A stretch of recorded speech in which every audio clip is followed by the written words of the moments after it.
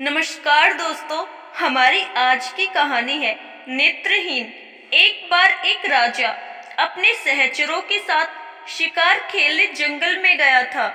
वहां शिकारी के चक्कर में एक दूसरे से बिछड़ गए और एक दूसरे को खोजते हुए राजा एक नेत्रहीन संत की कुटिया में पहुंचकर अपने बिछड़े हुए साथियों के बारे में पूछा। नेत्रहीन संत ने कहा, महाराज, सबसे पहले आपके सिपाही गए हैं, बाद में आपके मंत्री गए हैं, अब आप स्वयं पधारे हैं। इसी रास्ते से आप आगे जाएं तो मुलाकात हो जाएगी।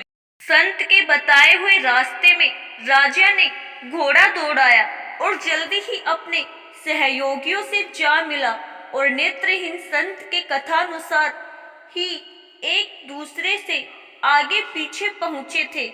यह बात राजा के दिमाग में घर कर गई कि नेत्रहीन संत को कैसे पता चला कि कौन किस ओहदे वाला जा रहा है।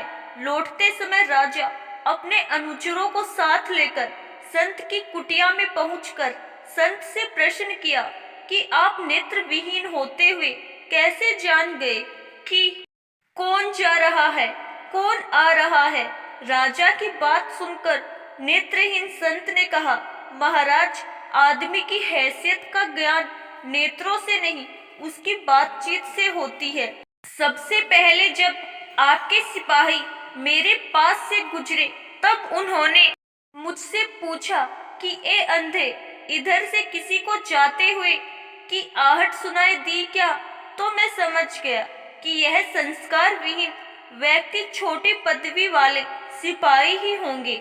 जब आपके मंत्री जी आए तब उन्होंने पूछा, बाबा जी, इधर से किसी को जाते हुए? तो मैं समझ गया कि यह किसी उच्च ओहदे वाला है, क्योंकि बिना संस्कारित व्यक्ति किसी बड़े पद पर आसीन नहीं होता। इसीलिए मैंने आपसे कहा कि सिपाहियों के पीछे मंत्री जी गए हैं।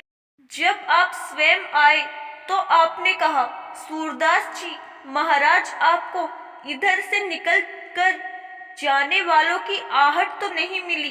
तो मैं समझ गया कि आप राजा ही हो सकते हैं, क्योंकि आपकी वाणी में आदर सूचक शब्दों का समावेश था और दूसरे का आदर वही कर सकता है जिसे दूसरे से आदर प्राप्त होता है, क्योंकि जिसे कभी कोई चीज नहीं मिलती तो वह उस वस्तु के गुणों को कैसे जान सकता है। दूसरी बात, यह संसार एक वृक्ष स्वरूप है। जैसे वृक्ष में डालियां तो बहुत होती है, पर जिस डाली में ज्यादा फल लगते हैं वही झुकती है। इसी अनुभव के आधार में मैं नेत्रहीन होते हुए भी सिपाहियों, मंत्री और आपके पद का पता बताया। अगर गलती हुई हो तो महाराज तो क्षमा करें।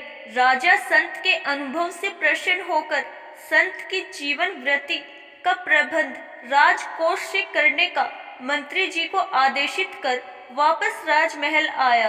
आशा करती हूँ दोस्तों, आपको हमारी आज की कहानी जरूर पसंद आई होगी। धन्यवाद।